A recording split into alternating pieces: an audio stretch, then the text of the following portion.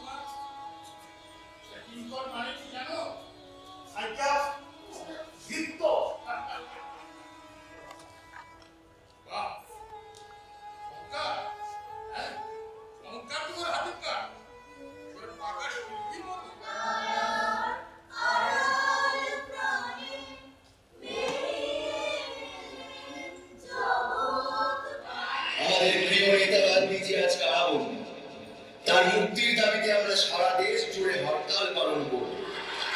ইংল্যান্ডের যুবরাজ আসছে পরশুদিন কলকাতায়।